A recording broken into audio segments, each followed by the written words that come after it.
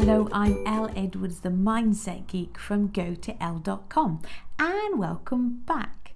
Now, in today's episode, we are thinking some more about planning your next book or big project. So earlier in the week and at the end of last week, I reminded you that actually, if you're following along and your project isn't writing, maybe it's a course that you want to create for your audience, for example, or some other big project that involves you creating content but isn't specifically a book, this planning process and using your brain to help you plan more can totally and absolutely be applied to your context as well. So with that reminder in place, because I don't want anybody watching or listening to go, oh, well, there's no point following along because Elle's only talking about writing this month. And that's not true. So much of this stuff applies to lots and lots of goals and projects that you're working on. We're just specifically applying it to the context of writing because NaNoWriMo is coming up. Yippee! However, this tip today can be applied to anything. Well, not literally anything. It can't be applied to making sandwiches, and it can't be applied to riding a bike. However, it can be applied to random off the top of my head examples. However, it can be applied to any project that you're working on, any creative project, and taking that word creative in the widest possible context. So we're going to be talking about open loops, and open loops are amazing because your brain, have you noticed, this is a bit of an aside, but it is related, so bear with me. Have you noticed that maybe when you go on websites, they start off with a question, and it's usually a really easy question. It's a yes or no question. And then they give you the next question. And it's like little by little, they sort of draw you in as if by magic with these questions, because your brain cannot help but want to fill in the blanks. It's like we're psychologically or brainwavily, that's not even a word, but we're hardwired to want to fill in the blanks. We just can't help ourselves. Now, I've mentioned this before when we talked last week about getting you ready and in the right space for some of this stuff. I mentioned that how scriptwriters do it with TV shows. They end with a real cliffhanger because you've got to know what happens next. Maybe one of the main characters gets shot and you're thinking, well, they can't possibly die. They're the lead character, but maybe, and you just don't know. And then if you're lucky, you're watching it on something like Netflix where you can binge watch it. Other streaming services are available, but if you're watching it on Netflix or Amazon Prime or somewhere where you can binge watch the next episode, amazing. However, if it's a weekly one and you've got to wait, you just can't help it, and you definitely tune in the following week. That's open loops. We do it in fiction as well, but you can use it to your advantage when you come to planning your book or your big project. Because if you've been following along step by step, you'll have started by asking yourself, what is the question that I am answering with my book? I'm going to say book, but where I say book, if you're doing something different, that's fine. Just apply it to your context. So what is the question that you are answering with your book? That was what we talked about at the beginning of the week. And then yesterday, I reminded you how you can use the reticular activating system to noodle on what your content is going to include. And your brain will give you examples.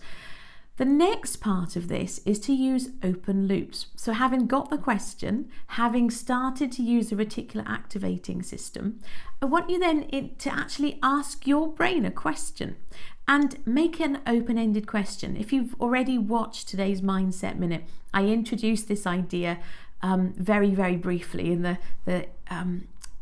within the context of just a minute, or I think I was 62 seconds this time.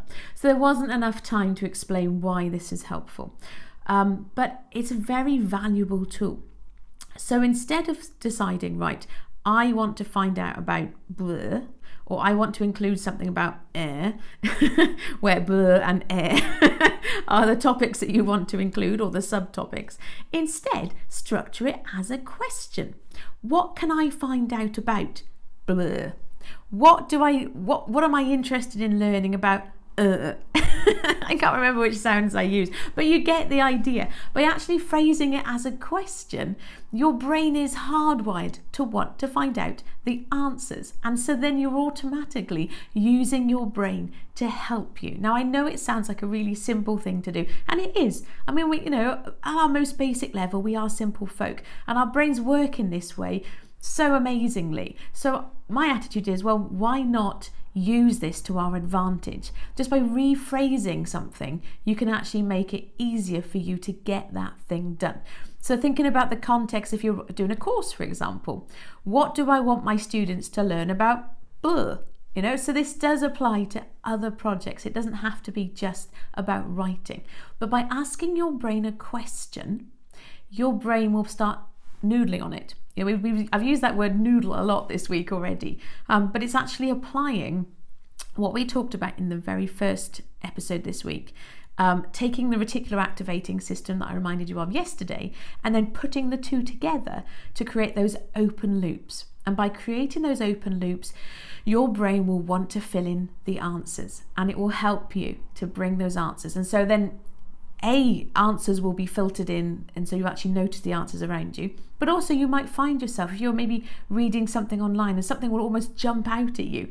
I remember there was an article, I've forgotten which website it was on now, but I was reading it was quite interesting. All of a sudden they mentioned the reticular activating system. So, yes! And I was already reading it anyway, but it drew me in, and whereas I might have sort of scanned it, you can bet you I read it because I love the reticular activating system.